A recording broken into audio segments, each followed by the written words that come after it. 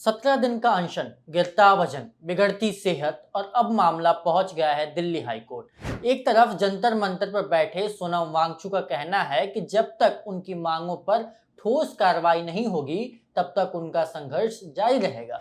दूसरी तरफ केंद्र सरकार का कहना है कि मामला अदालत में है और कानून के मुताबिक ही फैसला होगा। अब सवाल सिर्फ एक सामाजिक आंदोलन का नहीं है, बल्कि ये भी है कि क्या बातचीत का रास्ता निकलेगा या फिर ये टकराव और गहरा होगा।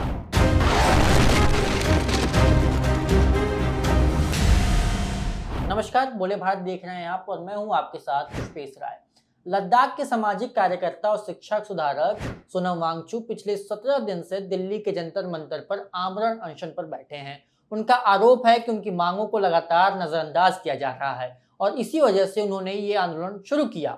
इसी बीच अब ये मामला दिल्ली हाईकोर्ट पहुंच गया है। दरअसल वांगचुक की ओर से दायर याचिका में आरोप लगाया गया है कि दिल्ली पुलिस प्रदर्शन में बाधा डाल रही है और शांतिपूर्ण धरने की अनुमति नहीं दी जा रही है। इस पर सुनवाई करते हुए हाईकोर्ट ने केंद्र सरकार और दिल्ली पुलिस से जवाब मांगा है। सुनवाई के दौरान अदालत ने पूछा कि आखिर शांतिपूर्ण विरोध प्रदर्शन को लेकर सरकार का क्या रुख है और प्रदर्शनकारियों की शिकायतों पर क्या कार्रवाई की गई है। वहीं केंद्र सरकार की ओर से अदालत को बताया गया कि इस मामले में कानून के मुताबिक कार्रवाई की जा रही है। सरकार ने कहा कि सुरक्षा व्यवस्था और सार्वजनिक व्यवस्था बनाए रखना प्रशासन की जिम्मेदारी है और उसी के अनुसार फैसले लिए जा रहे हैं। इधर सोनम वांगचुक की सेहत लगातार चिंता का विषय बनी हुई है। सीजेपी के मुताबिक अनशन शुरू होने के बाद से उनका करीब 8.2 किलोग्राम वजन कम हुआ है। उनका ब्लड शुगर 67 मिलीग्राम प्रति डेसीलीटर तक पहुंच गया है और ब्लड प्रेशर भी सामान्य स्तर से नीचे दर्ज किया गया है।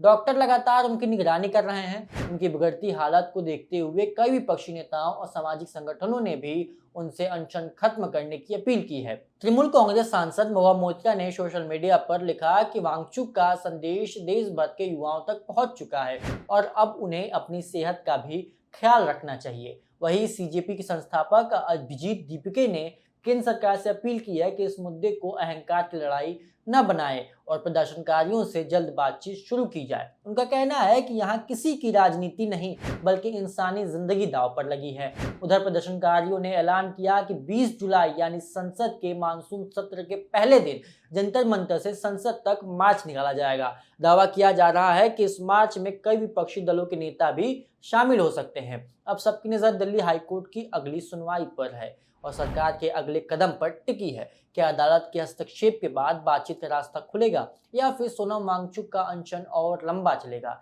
इस सवाल का जवाब आने वाले दिनों में ही सामने होगा।